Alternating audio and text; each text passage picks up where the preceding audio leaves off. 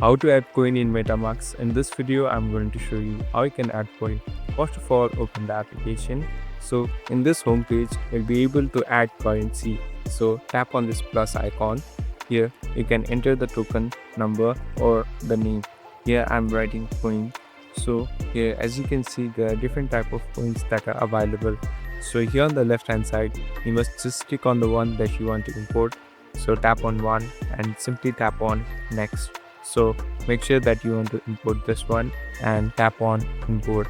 So it will take some time, and as you can see in my homepage, this coin has been imported, so I can know every details about this coin. Thank you for watching this video. I hope this video will help you.